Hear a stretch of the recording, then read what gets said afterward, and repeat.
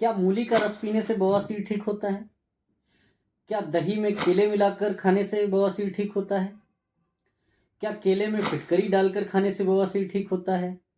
क्या पालक का रस पीने से बवासीर ठीक होता है? ऐसे बहुत सारे नुस्खे आपने समाज में लोगों के मुंह से सुने होंगे।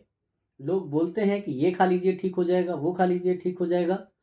मैं ट्रेडिशनल मेडिसिन के इफेक्ट से इनकार नहीं कर रहा हूँ। कई बार ऐसा होता है कि दादी, नानी या कोई बूढ़े बुजुर्ग ऐसी दवाएं बता देते हैं जिनसे बवासीर या कह सकते हैं कई बीमारियां ठीक हो जाती हैं। नमस्कार, मैं डॉक्टर सुमित गुप्ता। आज हम बात करेंगे कि जो घरेलू नुस्खे हैं क्या प्रभाव रखते हैं, क्या वो बीमारियों को ठीक करते हैं। मैं आपको बताऊं, अगर मलद्वार से संबंधित कोई बीमारी है जैसे बवासीर है, पाइल्स या भगंदर है, तो इसमें लोग ज्यादातर नुस्खे आजमाते रहते हैं। कोई बोलता है कि केले में फिटकरी डाल के खाने से ठीक हो जाएगी, कोई कह रहा है कि मूली का रस पीने से ठीक हो जाएगा।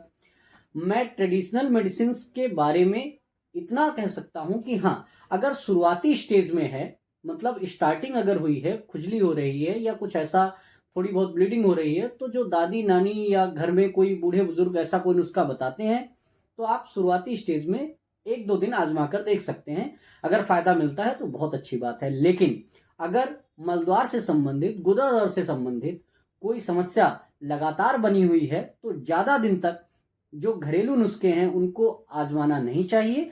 अपने नजदीकी डॉक्टर से संपर्क करना चाहिए और उचित ट्रीटमेंट लेना चाहिए, उचित इलाज लेना चाहिए। क्यों?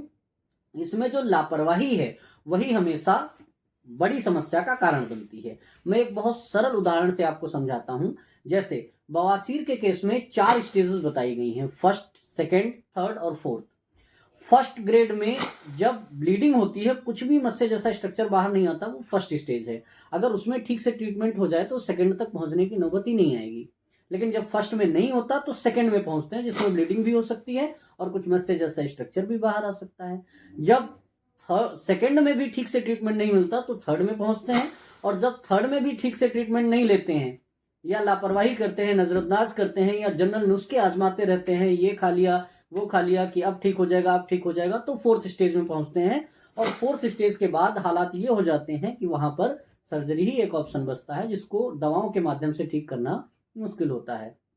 तो मैं यही कहना चाहूंगा, मैं डॉक्टर सुमित गुप्ता यही सलाह देना चाहूंगा कि अगर आपको कोई मलद्वार से संबंधित समस्या है, जैसे लगातार ब्लीडिंग होना या मस्से जैसा स्ट्रक्चर बाहर आना, उसमें खुजली होना, या मलत्याग करते समय दर्द होना, या मलत्याग करते समय दर्द के साथ ब्लीडिंग होना, म्यूकस आना, या बाद देर तक दर्द बना रहना, या आपको भारीपन लगना, ऐसी कोई समस्या से अगर आप पीड़ित हैं, आपने 2-1 नुस्खे आजमा लिए हैं, फायदा नहीं मिल रहा है, तो आप उसको बिल्कुल नजरअंदाज ना करें, अपने नजदीकी डॉक्टर से कांटेक्ट करें, प्रॉपर इलाज लें, प्रॉपर ट्रीटमेंट लें, तभी आप स्वस्थ रह सकते हैं। और बीमारी को जितनी जल्दी पकड़ पाएंगे उतनी ही आसानी से उसका इलाज किया जा सकेगा। Thank you.